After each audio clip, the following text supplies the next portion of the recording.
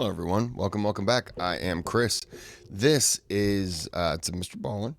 This is Moment Between Life and Death caught on camera. Before we get started, it's early. It's 5:30 in the morning on a Sunday, so bear with me if I sound tired. I am a little bit. You can give me that thumbs up, bare minimum, please. Subscribe to the channel if you like the content. Click on the thanks button if you want to donate to the channel. All right? Let's see what Mr. B has to say. Have you ever wondered what happens when you die? Nope. Well, today, I'm going to tell you 3 stories that all give insights into what might actually happen. And these are not hokey stories. These are stories with evidence, photographic evidence in some cases. These are deep, unsettling stories. But before we get into those stories, if you're a fan of the strange, dark, and mysterious delivered in store, their Waltons.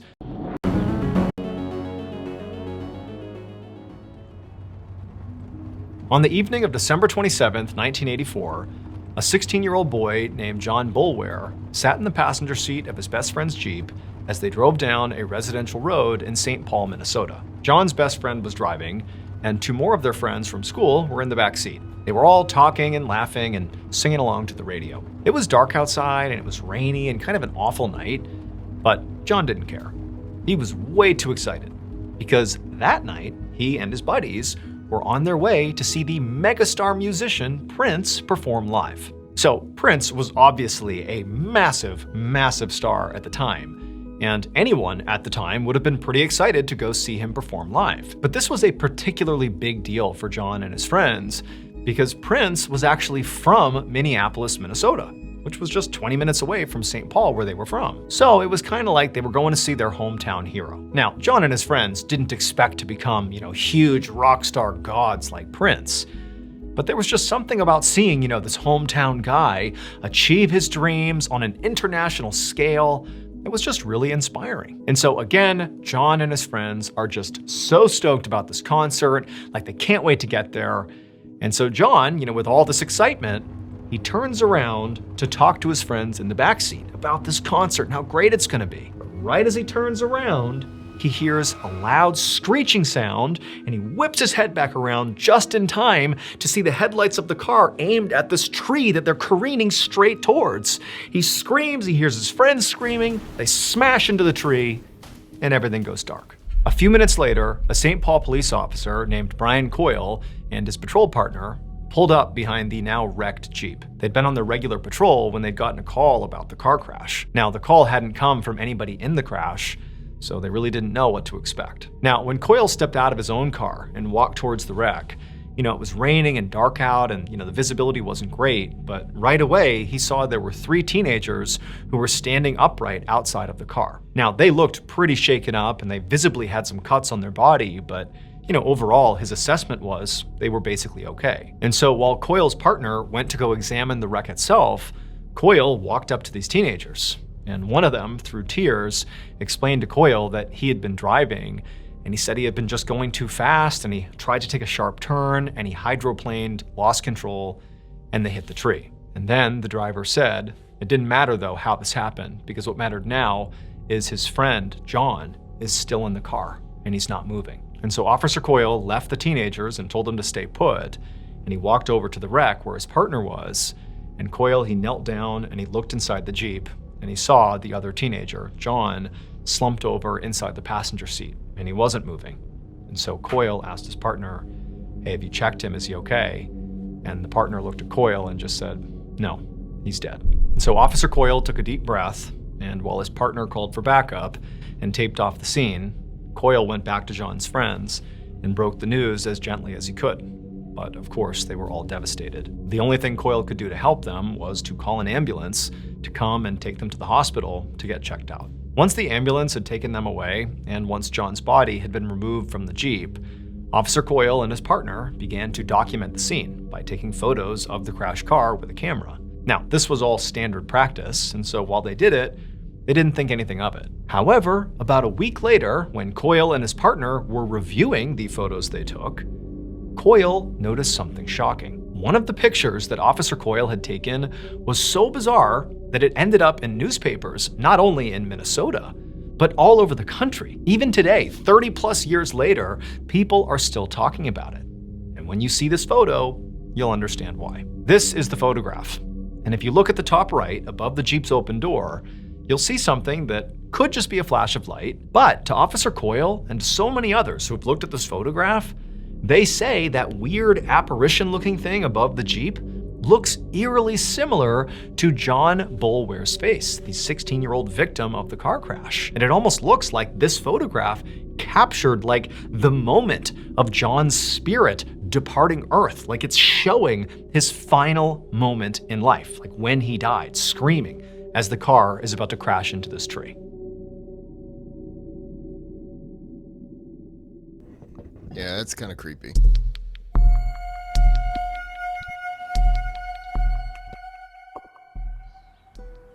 One evening in the summer of 1974, a 60-year-old doctor named Julian Kirchick sat beside his backyard pool at his home in Old Westbury, New York, which is a suburb of New York City. It was a quiet, sunny day, and Dr. Kirchick was glad to have some time to relax. He was a surgeon at a local hospital, and he also had a wife and 4 children, so it was not often that he got a moment of peace to himself. And so Dr. Kirchick leaned back in his seat and closed his eyes and tried to relax for a second, when all of a sudden he heard something rustle in the bushes nearby. Now at first he just figured it must be a squirrel or a bird or something, so he didn't even bother opening his eyes, like this is just nature, it's fine. But this rustling sound persisted, and it just wouldn't stop. And so eventually, Dr. Kirchick did open his eyes, and he got up out of his chair to go see what was going on. Now, these bushes were like 20 feet away from the doctor, and so in order to truly investigate, he had to get up and actually walk over there. And so he gets up and he takes a few steps when he suddenly freezes. Because now, when he's looking at the bushes, he sees there is someone standing basically in the bushes, a person. But he realized this person was not a normal-looking person. The person was wearing what appeared to be this dark, long robe that covered their whole body. And in fact, the robe kind of obscured their face. It was like they were this dark presence just standing there in the middle of these bushes. And so Dr. Kirchick is just frozen, having no idea how to react to this. I mean, does he call out for help? Does he, chase this guy out of his yard? Like, what does he do here? And as he's standing there transfixed, this person in the robe extends one of their arms, this long, skinny arm, and kind of begins to beckon Dr. Kirchick towards them. And Dr. Kirchick went from being sort of startled to being terrified. This figure basically looked like the Grim Reaper. And it felt like now the Grim Reaper is beckoning him to come with him, to come die, basically. That was the feeling he suddenly had. And it was unbelievably overwhelming. And so Dr. Kirchick is staring, horrified. He blinks for a second, and the man is gone. Over the next few days, Dr. Kirchick obsessed over what he had just seen.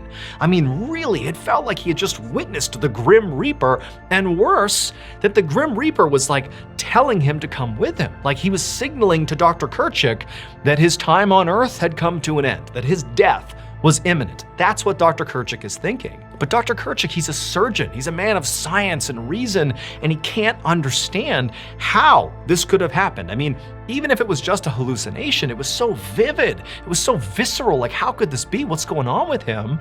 But the problem Dr. Kirchick had was, who's he going to talk to about this?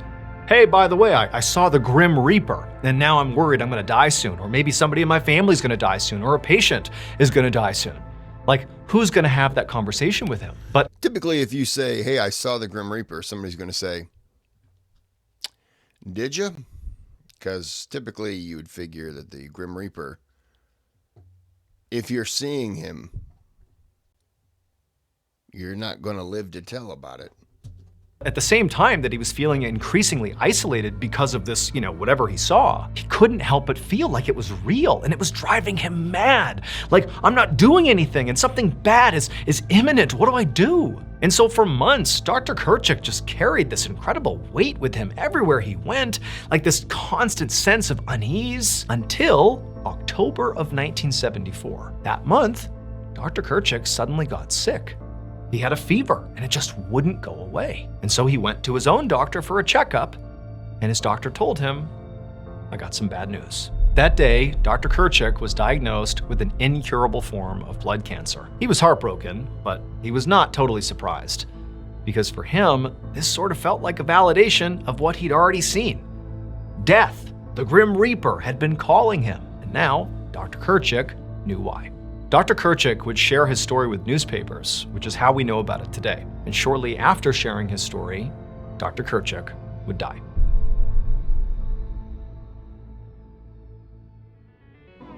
Hey guys, I have a... Man, that's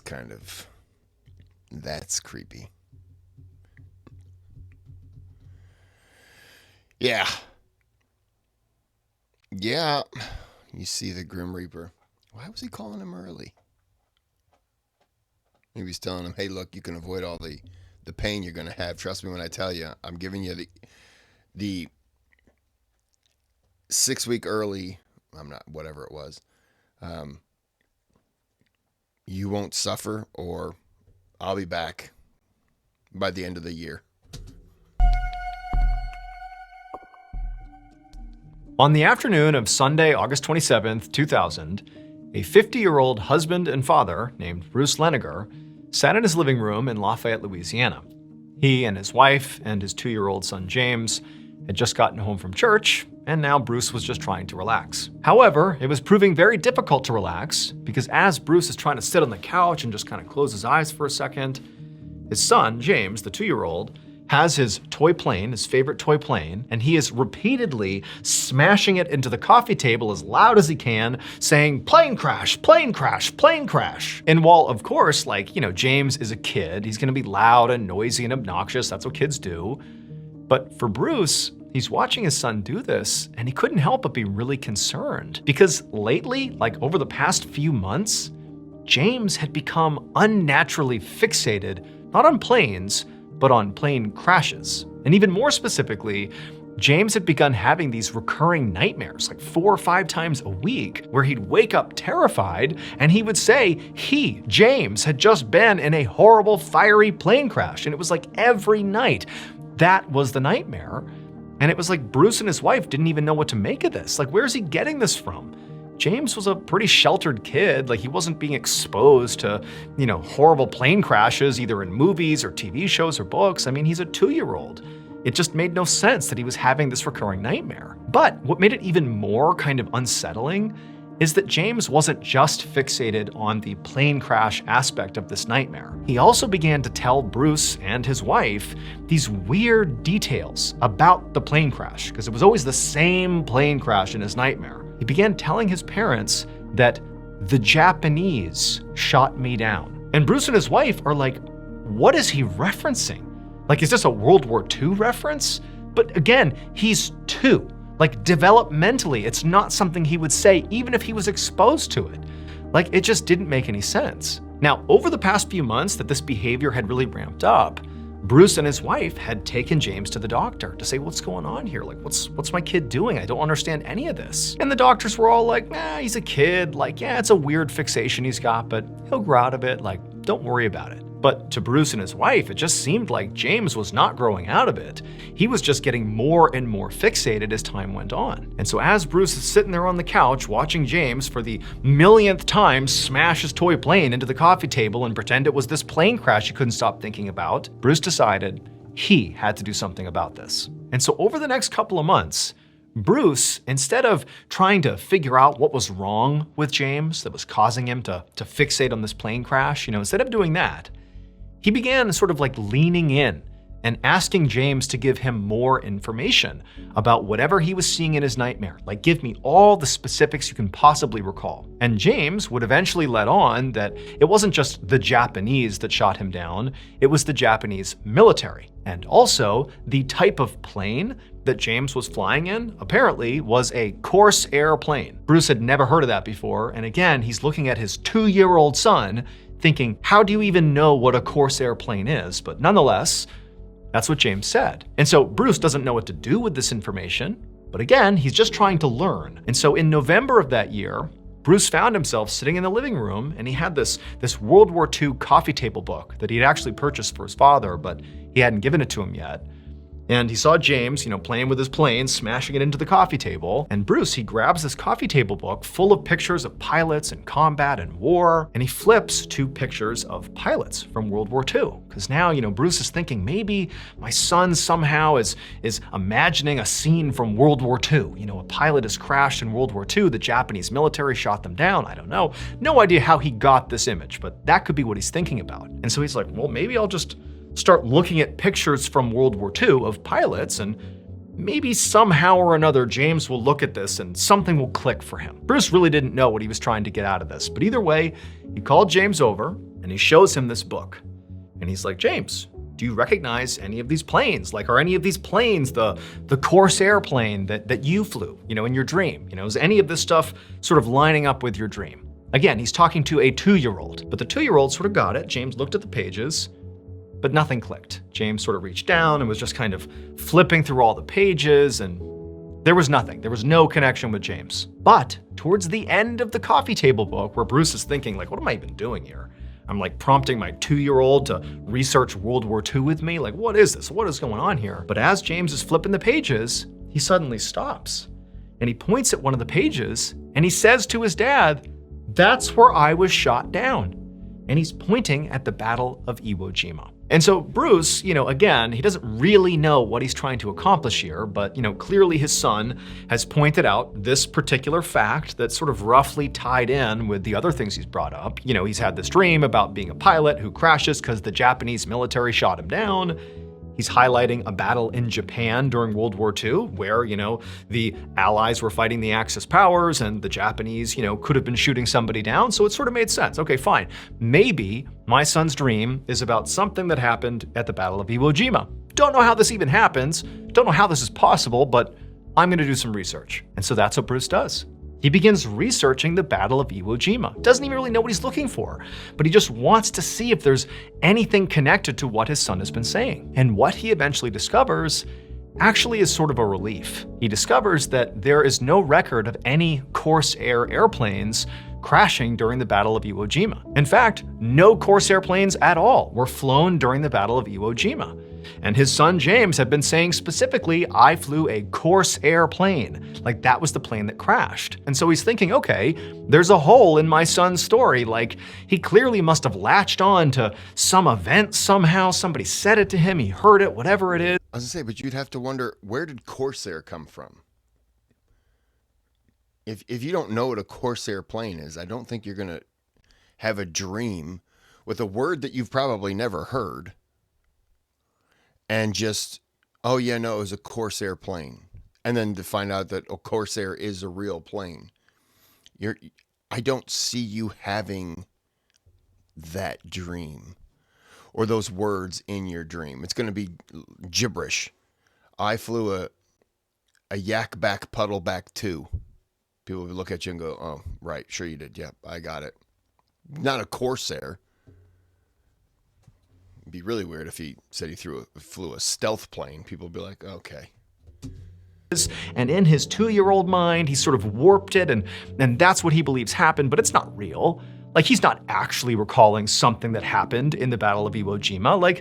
This is just, a false memory or something. However, Bruce was unable to definitively find the names of pilots who actually flew in the Battle of Iwo Jima. He wanted to find if there was any pilots named James who potentially crashed, during that battle, but he just couldn't find the information. Maybe it existed somewhere, but he couldn't find it. And so Bruce had this idea to get in touch with this old veterans group. All these old guys who had served in the Battle of Iwo Jima that were still alive. They were based out in San Diego, and they got together periodically and just sort of had social hours and stuff like that. And Bruce, he goes out to San Diego, and under false pretenses, he basically tells the group that he's shooting a documentary about the Battle of Iwo Jima, and he needs some information, about certain pilots that flew during the battle.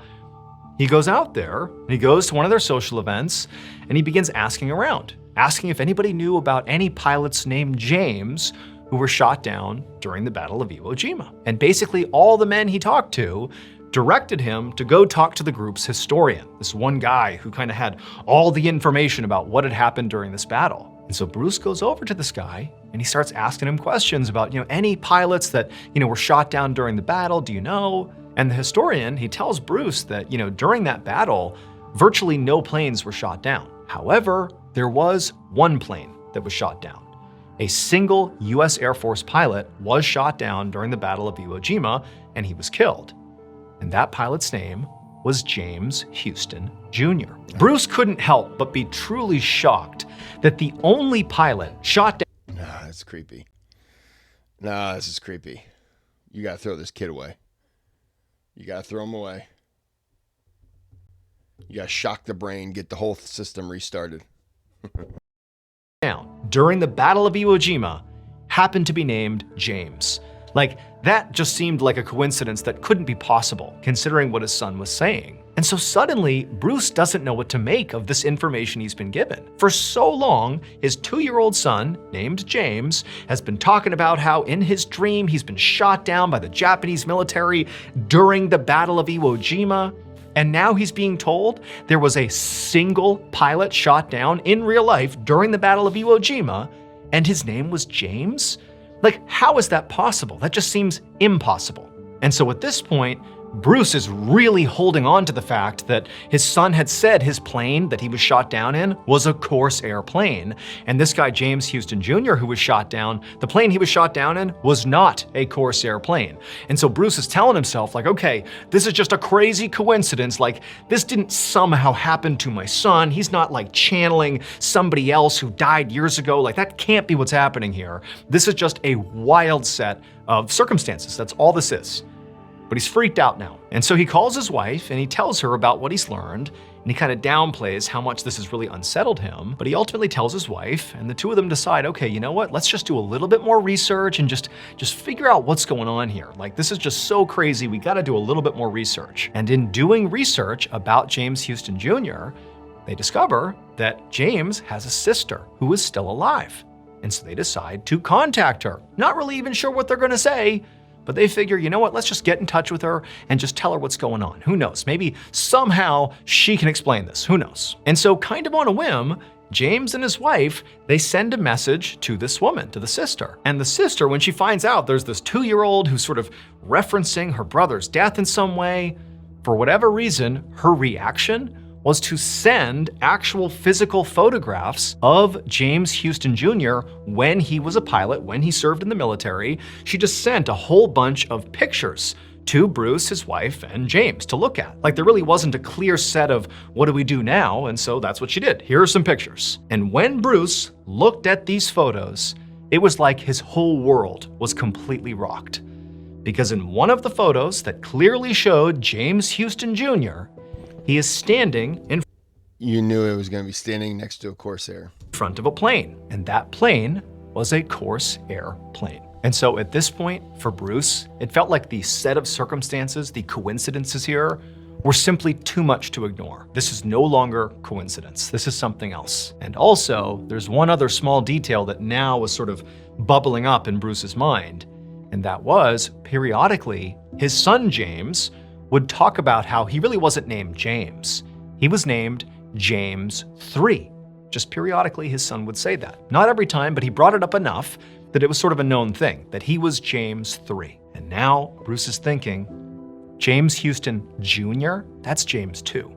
My son, how could he possibly know all these things that happened to James Houston Jr. if he was not James III, James Houston Jr.'s reincarnated soul? Bruce would eventually take his son's story to the news, and the family would film a primetime segment on ABC about it. James was soon invited to the Battle of Iwo Jima Veterans Reunion, where he would shock the group with his knowledge of the battle. James also met James Houston Jr.'s sister, and when he did, he called her by a nickname that only her late brother ever used. After that, even she was convinced that her brother's spirit had come back to Earth in James III. If reincarnation is real, James's story is one of the most credible and well-documented cases in history. Damn. He's done a couple of the reincarnated things, and the other one, I mean, this one's, I don't know how you disprove it. A 2-year-old? But he did one before about a woman who, I keep wanting to say Egyptologist, but that's not right. She knew about a bunch of Egyptian stuff with pharaohs and stuff like that. One was, I don't know how you disprove that one. I think that lady died in was it early 2000s? I don't remember. That one was good. This one was good too. There's something creepy about it, but at the same time, there's something that's like, I don't know, magical in some weird way. Like it wasn't your time yet, so you're given another opportunity. I don't know. I don't know how you describe it.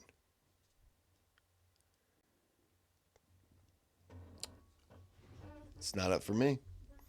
Okay, well, I hope you enjoyed. The third episode should have been the entire thing. So until next time, have a good day, have a good night.